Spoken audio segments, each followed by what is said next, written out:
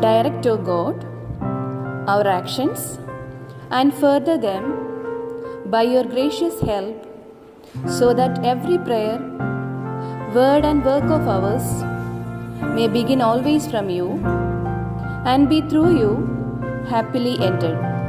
Amen. Seat of Wisdom, pray for us.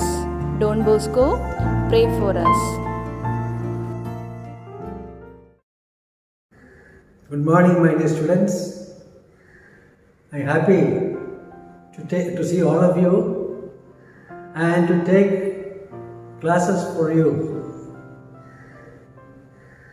The lesson I am going to take today is about a very important value in our life, truthfulness.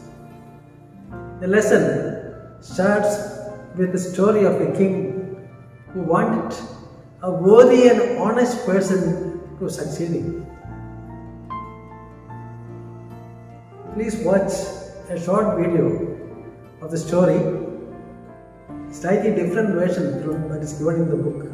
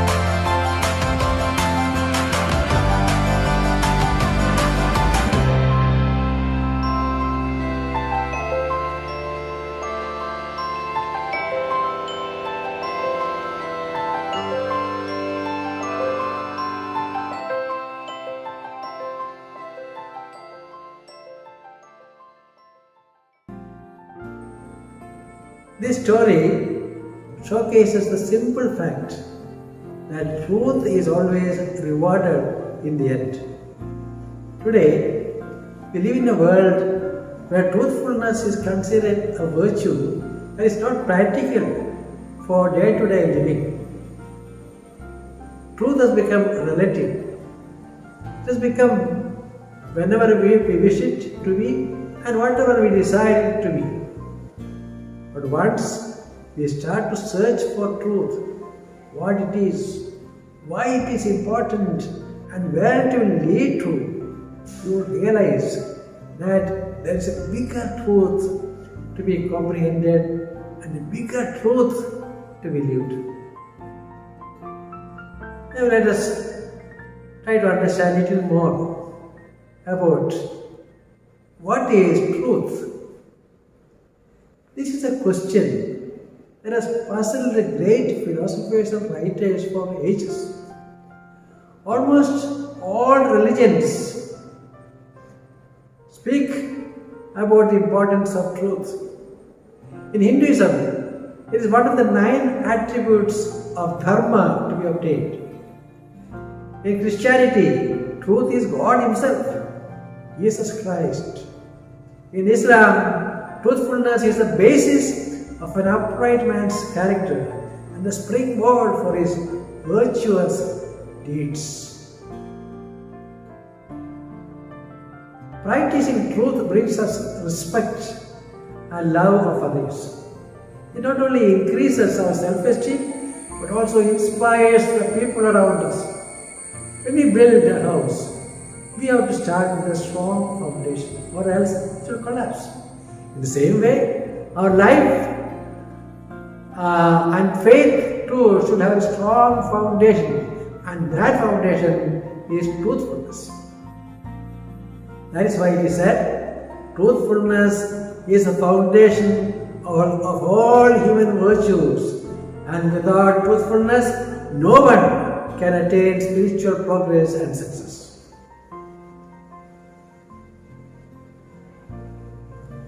How we can live the truth?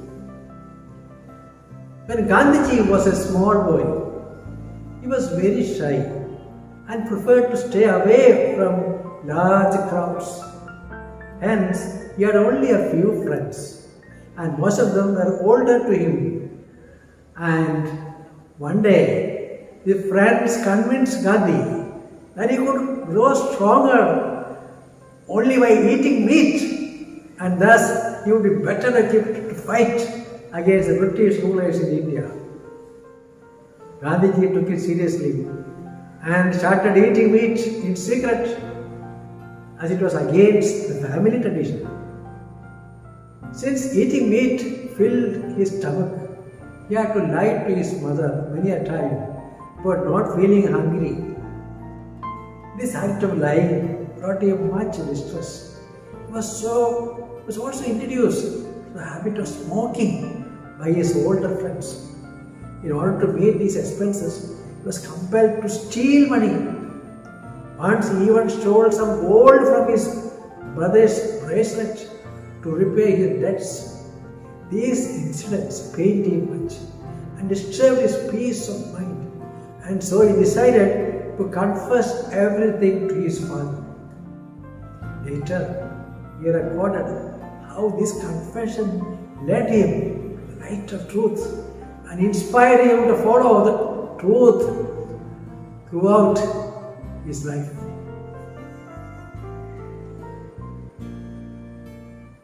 Therefore, we understand that we are to be truthful to ourselves. This is the first step for leading a truthful life.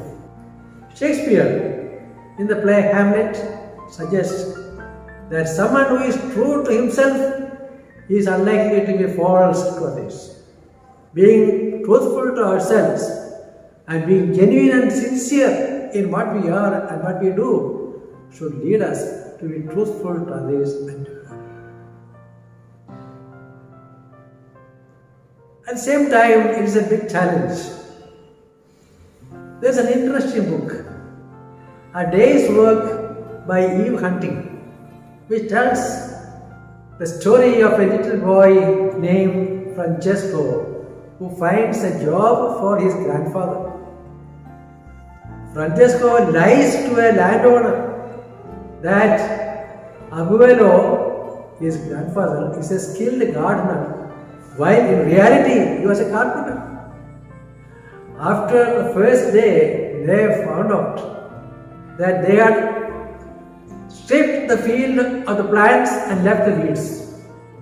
But Abuelo, coming to know that a grandson had lied to the landowner to get the job, refuses payment until they had done the job correctly.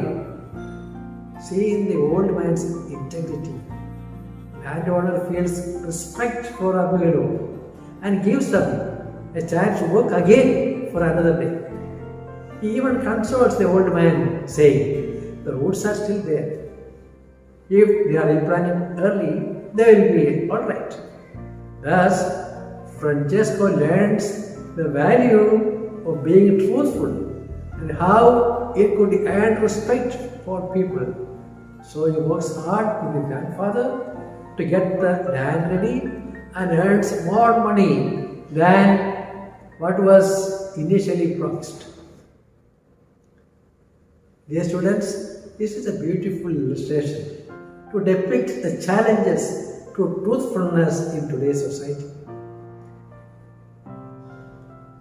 When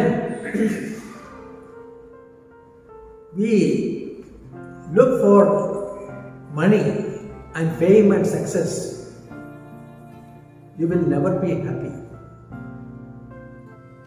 The end justifies the means seems to be the norm often, and to most of us that means fudging accounts, avoid taxes, writing false profiles to obtain good jobs, cheating in examinations, etc. When we build our realities on lies, we only end up in repairing the fallouts of the lies rather than tackling the real problem. Now, there's an important truth that we have to understand. How can we overcome untruthfulness? Here are some basic tips that would help us to fight the culture of untruthfulness. Understanding 3 P's. Remember 3 P's. 1. Pray. 2. Practice. And 3. Persevere. These are very important for deepening and making genuine effort to follow the path of truth in our lives. First of all, let us say pray.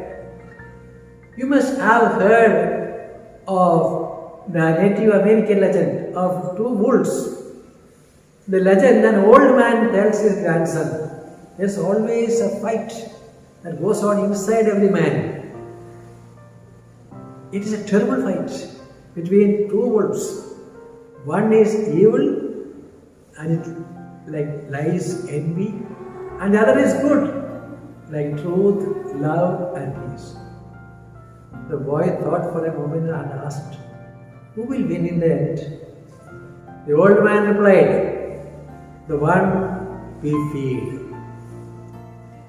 To be truthful and to be successful, we need to feed ourselves on the source of truth. Taking time daily to pray in silence and to reflect on the concepts of truth as per your religion will be a great source of energy to safeguard the truth. Second important means is to practice. The Islam religion reminds us that truthfulness leads to righteousness and righteousness leads to paradise. And a man keeps on telling the truth until he becomes a truthful person. Truth is a virtue and should be practiced. Hence, telling the truth, being aware of the situations and trying to be honest in everything we do would be a great help towards practicing this virtue.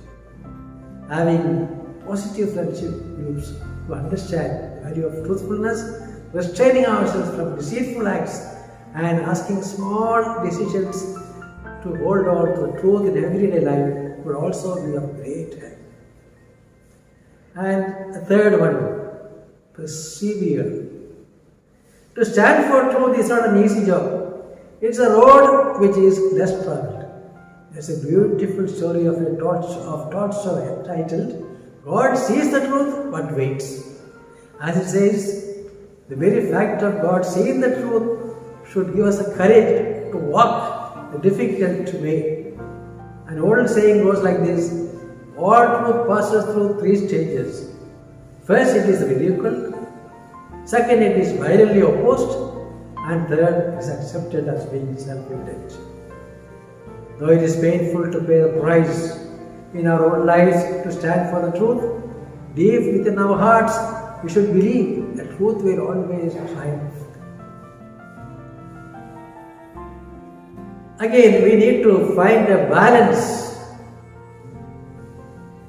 There's a story told that once the god Jupiter invited the animals of the forest to his wedding feast. All the animals were delighted to accept the invitation except the tortoise. He was feeling a bit grumpy and stayed back home. The wedding was a great success and everybody had a great time. But Jupiter noticed that the tortoise was missing. So he came to meet the tortoise and asked him why he had not joined the celebrations. Dear Jupiter, said tortoise, I really don't like parties. I would rather stay at home. There's no place like home. After all, Jupiter was very annoyed upon hearing this unpleasant truth told by the tortoise, and he thundered, "If you like your home, and then you shall forever carry yours on your back." And so it is that ever since that day, tortoises have to carry their home on their backs wherever they go. It is definite that we have to be truthful in all situations. But like many other virtues, we need to find a balance while expressing truthfulness. We should not fall into the trap of tortoise. Holding on to the truth and respecting it is an unavoidable ingredient for the successful life. But at the same time, shouting out truths at everyone without taking into consideration their feelings or circumstances might not be the correct measure of truthfulness. Being truthful requires a good judgment of what to say, when to say it, and to whom to say it, and how to say it.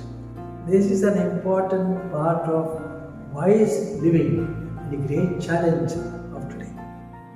If we are able to follow this without compromising the values in our life, then we are already half the way. It is worth to remember the words of Lord Krishna in the Mahabharata.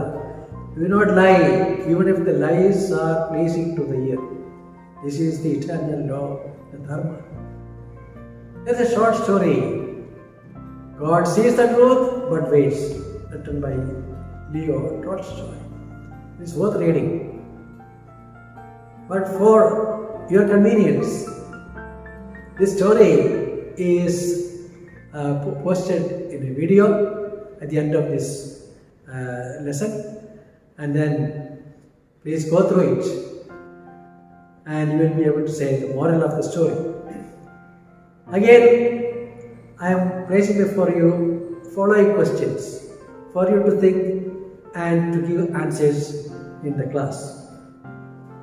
1. What are the main challenging situations in which you are forced to tell lies? Another one. What consequence do you fear in telling the truth in such situations? Third one. What could you do to overcome the situation in an honest manner? And the last one. Is truth relative? Is it what decided to be? Or is there an irrefutable truth? So we shall discuss these questions in the next class. And I wish you all the best. Thank you. God sees the truth but waits, by Leo Tolstoy. Summary. Ivan Dmitrich Aksionov was a handsome young merchant in Vladimir. One summer, when Aksionov was going to the Nizhny fair, his wife requested him not to go as she had had a bad dream. Aksionov neglected her request. On the way, he met a merchant. They put up in an inn for the night, had tea together, and then went to bed in adjoining rooms. Aksionov got up early and left the inn. When he had gone about 25 miles, he stopped for the horses to be fed.